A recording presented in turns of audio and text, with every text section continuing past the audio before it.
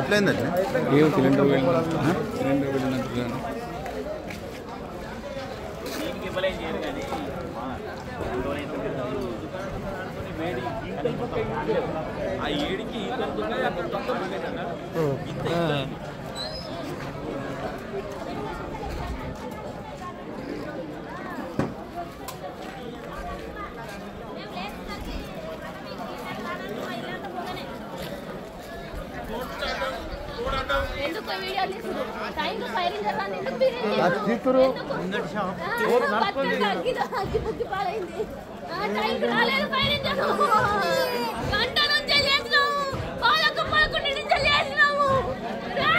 మొత్తం ఘోరం అన్న వెహికల్ ఏంటంటే వీళ్ళకి వచ్చే వరకు మేము ఆపినా కానీ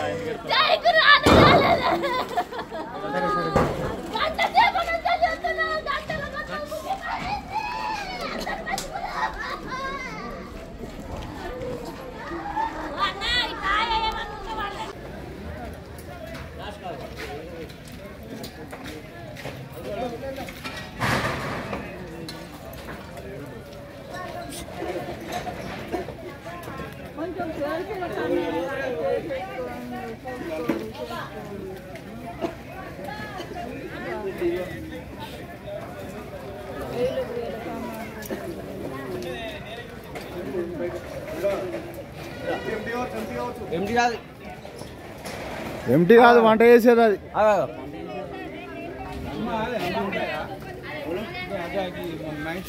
అయ్యా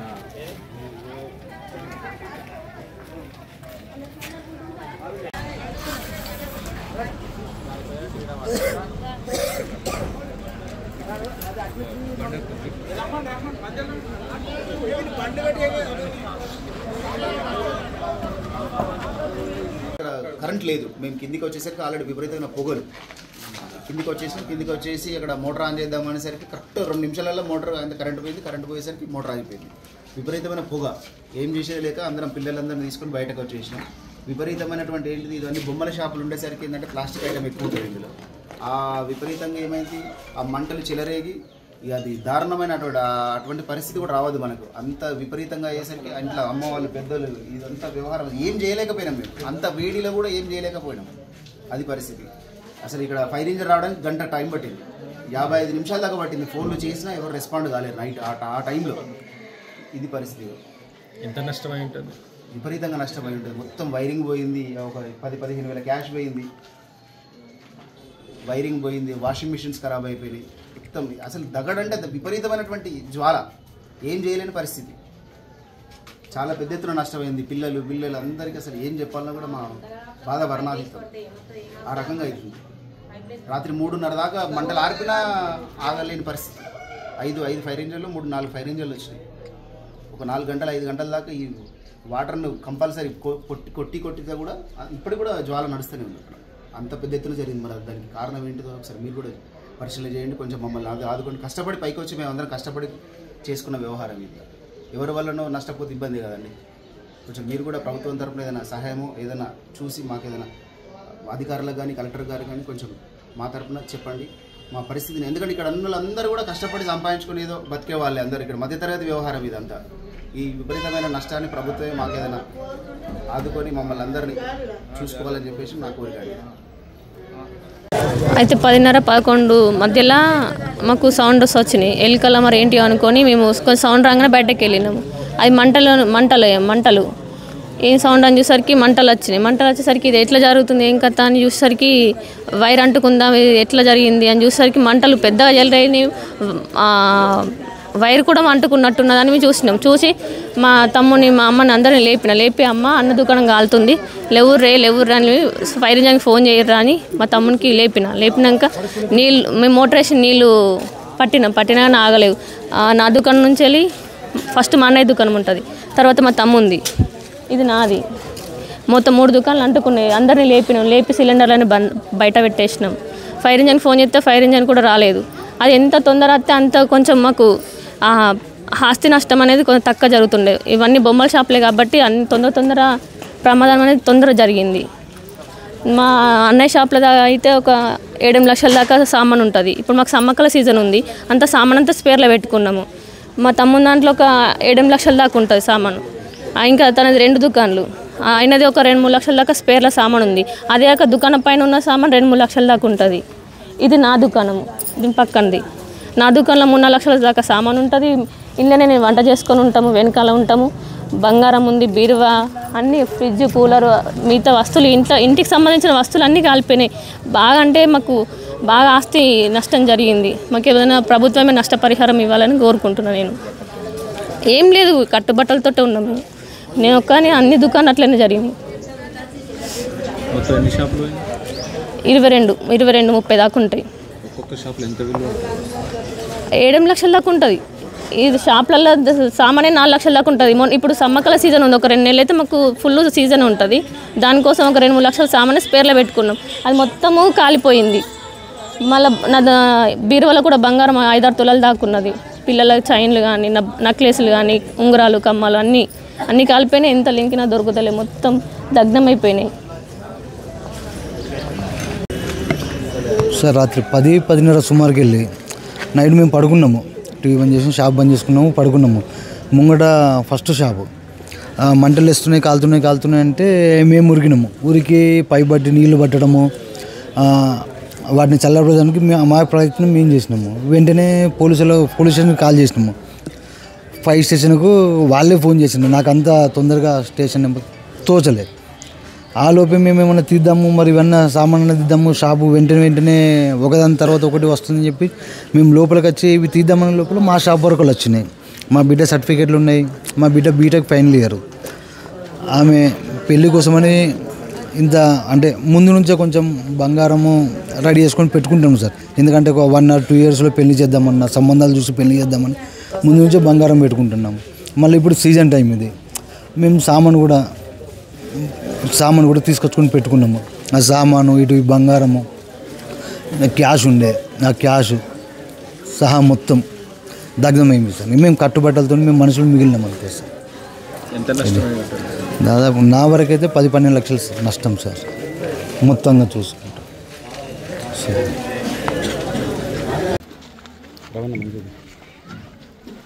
నమస్కారం. మనము నిన్న నైట్ 11 o'clockకి ఇక్కడ పాసిబుల్ షార్ట్ సర్క్యూట్ ద్వారా కూడా మనకి ఫైర్ వచ్చింది అనేది మనకి కంప్లైంట్ అనేది రావడం జరిగింది. 11:14కి మనకి ఫస్ట్ కాల్ అనేది రావడం జరిగింది. సో ఇవన్నీ కూడా ఈ అరౌండ్ 30 సంబంధించిన షాప్స్ అండ్ 3 ఏదైతే షాప్స్ ప్లస్ హౌసెస్ ఉన్న కాంబినేషన్ ఉంది కంప్లీట్గా దగ్ధమయ్యాయి. ఇనిషియల్ రిపోర్ట్ అనేది మనం తీసుకోవడం పంపించాము. ఎటువంటి ప్రాణ నష్టం అయితే జరగలేదు, ఆస్తి నష్టం అయితే జరిగింది, మనం కళ్ళమని కనిపిస్తూ ఉంది. దీనికి సంబంధించిన ఎస్టిమేషన్ అనేది కూడా తీసుకొని by today evening or tomorrow detail estimation అనేది మనం స్టేట్ లెవెల్కి పంపిస్తాం. ఇనీషియల్లీ మనకి అరౌండ్ 30 ఫ్యామిలీస్ ఎఫెక్ట్ అయ్యాయి అనేది మనకి ప్రిలిమినరీ రిపోర్ట్ ఉంది. 30 ఫ్యామిలీస్ సంబంధించి కూడా మనకి లోకల్ రిప్రజెంటేటివ్స్ ప్రామిస్ చేసినట్టుగా కూడా initially 20,000 from administration side and around 8,000 from ఈ జియో మనకి ఉంది, disaster management GO. So around 28,000 to 30,000 అనేది మనం ఇనిషియల్లీ అనేది ఇవ్వడం జరుగుతుంది. ఆల్రెడీ మనకి మినిస్టర్ కూడా వచ్చి మాట్లాడారు, అందరూ కూడా బాధ్యతతో కూడా మాట్లాడడం జరిగింది. వడ్డీ లేని రుణాలు అనేది మనకి ఇక్కడ అందరూ కూడా మహిళలు ఉన్నారు కాబట్టి వడ్డీ లేని రుణాలు ఇమీడియట్గా మనం పెట్టించమని మనకి మినిస్టర్ కూడా చెప్పడం జరిగింది. రేపే మనం ఏపీఎంస్ మార్నింగ్ వచ్చి ఇక్కడ విఓఏ సంబంధించిన అందరితో కూడా మనం వీళ్ళని పిలిపించుకుంటా ఇక్కడే మనం మీటింగ్ పెట్టి వీళ్ళకి సంబంధించిన డాక్యుమెంట్స్ అవన్నీ కూడా తీపిస్తాం. కొంతమంది మాకు ఆల్రెడీ డిగ్రీ ఎగ్జామ్స్ ఉన్నాయి, వాళ్ళ హాల్ టికెట్లు అవి అయిపోయి అని చెప్పి తగబడిపోయి అని చెప్పడం జరిగింది. ఆల్రెడీ మన ఎస్కేఎన్ఆర్ ప్రిన్సిపల్తో కూడా మాట్లాడడం జరిగింది. ఎవరో 2 పిల్లలు అని చెప్పారు, 2 పిల్లలు కూడా రేపు ఎగ్జామ్స్ రాసుకోవచ్చు. కొంతమంది ఆధార్ రేషన్ కార్డ్స్ అవి కూడా తగలబడిపోయాయని చెప్తారు. అవి కూడా మనం ఇక్కడ ఇమీడియట్గా సెల్ పెట్టి ఈ ఫ్యామిలీస్ అన్నీ కూడా ఒకసారి కూర్చొని పెట్టి అవన్నీ కూడా మళ్ళీ అప్లై చేయించి మనమే ఇక్కడే తిరిగేటట్టు కాకుండా వెంటనే ఇమీడియట్గా చేస్తాము. ఈ కొన్ని డాక్యుమెంట్స్ ఏవో కూడా అవి అయిపోయాయని అవి ఫైర్ బర్న్ అయిపోయాయని చెప్పడం జరిగింది. ఆ సంబంధించిన కొన్ని డాక్యుమెంట్స్ మనకి క్లారిటీగా ఇస్తే మనం ఏం చేయాలి, ఎందుకంటే మాకు బేసిక్ ఆధార్ సంబంధించినవి అండ్ ఇవి చెప్పారు. అవి ల్యాండ్ డాక్యుమెంట్స్, హౌస్ డాక్యుమెంట్స్ అని కొంతమంది చెప్పడం జరిగింది. అవి ఏమైనా ఉంటే కూడా ఇమీడియట్గా మనం ఏం చేయాలనేది ఇమీడియట్గా రేపు మార్నింగ్ ఇక్కడే మనం సెల్ పెట్టి ఏమైనా చేయగలిగితే ఇమీడియట్గా డెఫినెట్లీ కూడా మేము చేస్తాము. మనకి అరౌండ్ 2 hours 2.5 hours టైం పట్టిందని చెప్పి ఫైర్ ఆఫీసర్స్ కూడా మనకి రిపోర్ట్ ఇవ్వడం జరిగింది. సో దీనికి సంబంధించి ఇలాంటి మళ్ళీ జరగకుండా ఉండేట్టుగా మనం ఎలక్ట్రిసిటీ డిపార్ట్మెంట్ కూడా చెప్పడం జరిగింది. ఈ షార్ట్ సర్క్యూట్ లోపల ఇంటర్నల్ వైరింగ్ దాంట్లో స్టార్ట్ అయిందని చెప్తా ఉన్నారు. ఒకవేళ డీటెయిల్ రిపోర్ట్ ఏమైనా ఇస్తే ఏమైనా ఫ్యూచర్లో మళ్ళీ ఇంకా ఆడిట్ చేసి ఇలాంటి జరగకుండా ఉండేట్టుగా మనం చర్యలు తీసుకుంటాం. ఓవర్ లేదు ఇప్పుడు. చాలా దురదృష్టకరమైన సంఘటన. అంటే వాస్తవంగా కొండగట్టు ఆంజనేయ స్వామి సన్నిధులు ఏదైతుందో వివిధ ప్రాంతాల నుండి వచ్చి ఇక్కడ ఉపాధి పొందడానికి కొరకు రకరకాలైనటువంటి ఒక వృత్తులు చేసుకోవటం, అందులో ముఖ్యంగా ఏదైతున్నదో వాళ్ళు ఈ సమ్మక్క సారక్క ఉత్సవాలను దృష్టి ఉంచుకొని ఈ ప్లాస్టిక్ వస్తువులు, ఆట బొమ్మలు, పిల్లలకు సంబంధించి పెట్టుకొని తలా దాదాపు 5 లక్షల రూపాయలు పెట్టుబడితో ఇక్కడ వ్యాపారం చేసుకుంటున్నటువంటి వాళ్ళు షార్ట్ సర్క్యూట్తో ఇవాళ ఇక్కడ మొత్తం షాప్స్ అన్నీ మరి ఆగి ఖాళీ బూడిది కావటము, ఆ నివాసితం ఏదైతే టింగ్స్తో వేసుకున్నారో అవి కూడా ఖాళీకి దగ్ధమైపోయినాయి. అది దృష్టం ఏంటంటే ఫైర్స్ జరిగిన టైంలో కొంత చేరుకోగలిగి ఉన్నట్టయితే నష్టాన్ని కొంతమేరకు నివారించేసేటువంటి అవకాశం ఉంది. ఇక్కడ ఏదైనా కానీ ఇప్పుడున్న పరిస్థితుల్లో వాళ్ళు ఏ విధంగా ఆదుకోవాలనేటువంటి ఒక ఆలోచనతో స్థానిక శాసనసభ్యులు సత్యం గారు వాళ్ళు చొరవ తీసుకొని వారు మంత్రి గారు లక్ష్మణ్ కుమార్ గారి నేతృత్వంలో గౌరవ జిల్లా కలెక్టర్ గారితో మాట్లాడి మరి తక్షణమే ఆర్థిక సహాయం కింద ఏదైతే కలెక్టర్ గారి ద్వారా 25 రూపాయలు ఇప్పించడంతో పాటుగా వాళ్ళు మళ్ళీ బిజినెస్ రీలొకేట్ చేసుకోవడానికి కొరకు, అంటే తిరిగి దాన్ని రీఎస్టాబ్లిష్ చేసుకోవడానికి కొరకు ఇలా ప్రభుత్వం నుండి వడ్డీ లేని రుణ సౌకర్యం బ్యాంకుల ద్వారా ఇప్పించే విధంగా తల ఒక 5 లక్షల రూపాయలు వెంటనే వాళ్ళ మహిళా గ్రూప్ నుండి ఉంటేనో ఆ మహిళా గ్రూప్ ద్వారా అదర్వైజ్ ఏదైతుందో ఈ ఖాళీ అయినటువంటి నష్టపోయినటువంటి కుటుంబాలను ఒక గ్రూప్గా ఏర్పాటు చేసేనా మరి తక్షణమే సంబంధించిన రాష్ట్ర స్థాయి మరి వడ్డీ లేకుండా ఆర్థిక సాయం చేయడం జరుగుతుంది. అట్లాగే గౌరవ మంత్రి గారు, ఎమ్మెల్యే గారు ఏదైతున్నదో ఇప్పుడు ఉప ముఖ్యమంత్రి బట్టి గారి దృష్టికి తీసుకెళ్ళి అంటే ఒక విధంగా ఇది ఎలక్ట్రిసిటీ డిపార్ట్మెంటే లిమిటెడ్గా జరుగుతున్నా కానీ డిపార్ట్మెంట్తో నష్టం జరిగిందని ఒక భావన కలిగినారు. కాబట్టి ఇప్పుడు 25 మంది వాళ్ళు రీలొకేట్ కావాలంటే ఒకటేమో ఇప్పుడు వాళ్ళ వ్యాపారాలు కొనసాగడానికి కొరకు మంత్రి గారు, ఎమ్మెల్యే గారు చొరవ తీసుకుని కలెక్టర్ గారితో మాట్లాడి తక్షణం 5 లక్షల రూపాయలు ఆర్థికంగా వాళ్ళు పెట్టుబడి సాయం చేసి ఇప్పుడు వీళ్ళు మంది మొత్తం మళ్ళీ రేట్లు తీసుకొని మళ్ళీ రీలొకేట్ కావాలి. మళ్ళీ రీలొకేట్ కావాలంటే తలా కనీసం 1 లక్ష రూపాయలు ఖర్చు ఉంటుంది. తల ఒక 20 రేకులు కొనాలన్నా కానీ 20 రేకులకు 25 రూపాయలు అన్నా కానీ 1 లక్ష రూపాయలు ఎన్ని ఉందో వాళ్ళు ఎక్స్గ్రేస్గా మాట్లాడిన పర్లేదు, కాంపెన్సేటరీగా మాట్లాడిన పర్లేదు. 1 లక్ష రూపాయలు ఇప్పగలిగినట్టయితే వీళ్ళందరూ రేకులు కొనుక్కొని ఏది ఇస్తుందో మళ్ళీ ఏది ఇస్తుందో రీఎస్టాబ్లిష్ చేయడానికి అవకాశం సేమ్ ప్లేస్లో. That is more important. వాళ్ళు మళ్ళీ రీలొకేట్ కావాలి. రీలొకేట్ కావాలంటే అది మామూలుగా అయ్యే విషయం కాదు.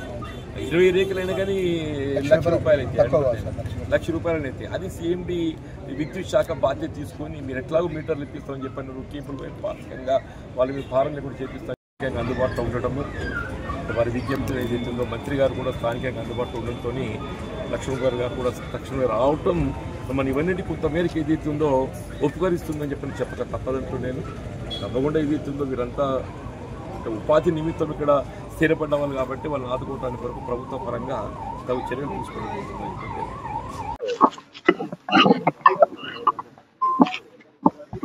నిన్న అర్ధరాత్రి అందరూ నిద్రిస్తున్న సమయంలో కొండగట్టులో అగ్ని ప్రమాదం జరిగి దాదాపు 25 నుంచి 30 షాపులు ఖాళీ బూడిదైపోయినాయి.